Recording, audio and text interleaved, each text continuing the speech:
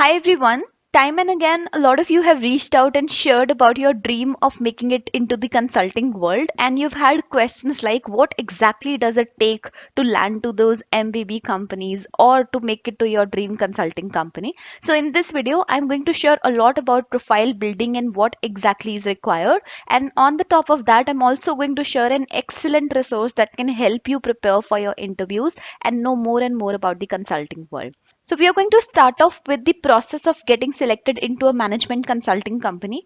There are 6 steps in total, and some of the steps are not for the purpose of shortlisting, but they still take place. So, let's discuss them one by one.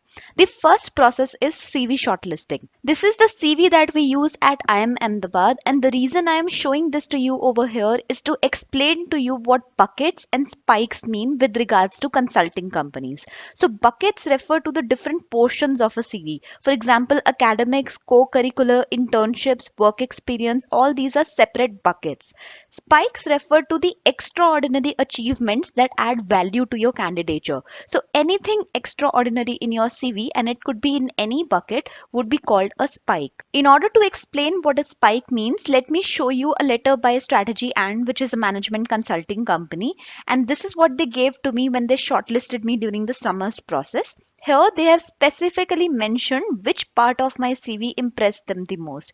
So, if you read the last line, they have said your achievements in extracurriculars, especially in the International Space Design Contest, is quite commendable. So, this is what a spike means, something extraordinary in your CV. There are two kinds of CVs that generally get shortlisted by management consulting companies. First is a balanced CV with fair amount of spikes in all the different buckets. And the second kind is an outlier CV wherein one particular bucket or at max two particular buckets are so strong and have an extraordinary spike in them that they outweigh all the other buckets. Now a question comes that how would you realize whether or not your CV is good enough to get a shortlist from management consulting companies? I have found about a particular membership wherein you get this opportunity at a very affordable cost. So it's called Seekho Select, which is basically a membership of about 500 plus consultants. So when I visited their website, I saw that they have consultants from companies like McKinsey, Bain, EY, KPMG, and a lot of others. And basically, what they provide is that these consultants will have a live discussion with you and they can tell you about CV preparation or case study solving, guesstimates, all these rounds that I'm going to talk about ahead in this video. And you can crack that particular role by having a real time interaction with these people, and they can help you understand what is exactly lacking in your profile and how you can build it further. And the best part is that as a student, you don't have to spend a lot for such an excellent resource. It's just priced at 99 per month, which is a very affordable price. So if anybody wants to check it out, I'll put the link in the description. But moving on to the next process, which is the pre placement talk.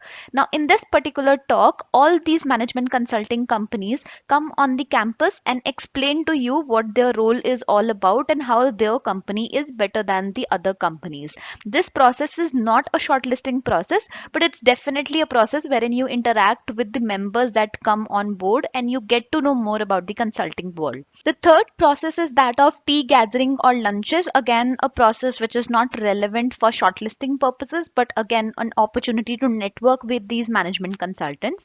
The fourth process is extremely important. It's the buddy rounds. So, buddy rounds are wherein you will get a buddy from each management consulting company that shortlists you, and that person is going to have an interaction with you over phone, can also help you solve a couple of case interviews, can guide you as to how to prepare for these interviews. But the most important part is that a lot of these buddies are actually evaluating how you are as a candidate, and then they will be informing it to the recruiters as to whether or not you are a good fit. Some of these shortlisted candidates are labeled as the priority candidates, and they will be called first during the interview rounds or could also be given an offer before the interviews take place. The fifth round is specific to McKinsey and Company. It's called Problem Solving Test or PSD. A A lot of information is available about this test on their website. I'll put a link in the description so that you can check a sample of what this test looks like. It's basically a data analysis and data reasoning test.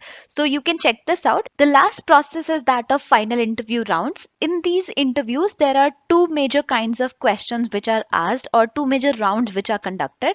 One is a case study round, which will definitely take place for each and every candidate. There might even be multiple case rounds depending upon how you perform in the first case round. But generally, the cases that are asked pertain to different categories. It can be a profitability case or even a guesstimate, or it can be a market entry case. These kinds of cases can be easily prepared, and if you need a dedicated video on how to prepare for these rounds, I can create one to give you a sample of how these case rounds are conducted or how to prepare for these case rounds. But you can also check out Seekho Select, wherein they prepare you for the same. Moving on to the HR rounds, there are different kinds of questions which are asked, which are situation based. For example, have you ever assumed a leadership position in your past? What were some challenges that you faced in your previous role or in your previous organization or in your previous institute? Whether you have managed difficulties or conflict of interest, or all these kinds of questions are asked to test how you are as a person and whether or not you are a fit in that organization. So this was the process of getting selected into a management consulting company. But if someone wants to know what are the kinds of achievements that can make it possible for you to get a shortlist, especially if, let's say, one of your buckets is not as strong, then the top 5 things that any management consulting company would look at are: first, your academic scores. So generally, the top 20 students of a college definitely get a shortlist. So academics is a priority bucket for management consulting companies. Second is PORs, which is positions of responsibility. If you have been a prominent member of student union, or you have a placement cell backing you, that is, you're a member of the placement cell or the head of a placement cell, then you're definitely going to get a shortlist. It's a big thing. Third is PPO, that is pre-placement offers. For example, if in the summers process you have a PPO from your organization, or even WorkX from your previous organization is good enough, then that will definitely stand out.